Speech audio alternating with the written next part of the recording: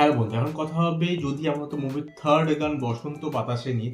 এই গানটা আমার বেশ ভালো লেগেছে। গানটার যে শুটিংটা, গানটার যে অর্গানিকলি স্টোরিটাকে এগাচ্ছে অ্যান্ড অল দোজ থিং, সেগুলো বেশ ভালো লেগেছে। বিকজ এখানে যেটা দেখা যাচ্ছে যে সিন ব্যানার্জি ঋষভ বাসুকে হেল্প করছে ওর বউকে পটানোর জন্য, ঠিক আছে। তো এরা ট্রেলার দেখে আমরা বুঝতে পেরেছিলাম যে এই মুভিতে দেখানো হচ্ছে যে ঋষভ আর দিতপ্রিয়া হচ্ছে স্বামী স্ত্রী। ওরা আই থিঙ্ক ফ্রেন্ড ছিল, দেন স্বামী স্ত্রী হয়েছে।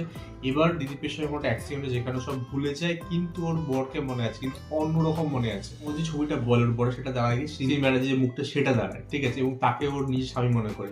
এইবার সিন ব্যানার্জি এখানে প্রেজেন্ট আছে, মানে সিন ব্যানার্জি একজন ব্যক্তি আছে, কিন্তু সে ওর বর না বা ভালোবাসে না, সেরকম ধরনের মানুষই না, ঠিক আছে।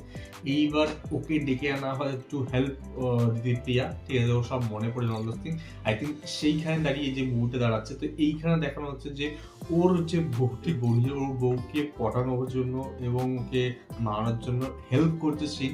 তো সেটা একটা দুজন মিলে একটা দুটো ব্রোম্যান্স, ঠিক আছে, ওরা হেল্প করছে একে অপরকে এবং দিদিকে পটানোর চেষ্টা করছে। গানটা হেভি কিছু লেগেছে, বাট শানের গলা, গান শুনতে ভালো লাগছে, গানটা শুনে ভালো লেগেছে। এবং গানটার শোনার থেকে বেটার বলবো, গানটার যে লোকেশন এবং গানটাতে যেভাবে তিনজনকে একটা স্টোরি দেখানো হয়েছে, তিনজনকে মিলিয়ে, সেটা আমার বেশ ভালো লেগেছে। এবং আমি শিওর জানি যে দিদিকে ভালো অ্যাক্টিং করে। ঋষভ বাসুকে আমরা আগে দেখেছি ভালো অ্যাক্টিং করতে, বা সিন ব্যানার্জি জেনারেলি আমরা সিরিয়াল দেখেছি, বাট সিরিয়ালের অ্যাক্টিং এবং মুভির অ্যাক্টিং অনেক ডিফারেন্স হয়। সিরিয়ালে জেনারেলি এরকম কেন কেন কেন তিনবার করে একটা জিনিস দেখার ড্রামাটিক ব্যাপারগুলো তৈরি করার জন্য, বাট মুভিতে কিন্তু সেই ধরনের জিনিস হয় অ্যাটলিস্ট সিরিয়াস মুভিতে।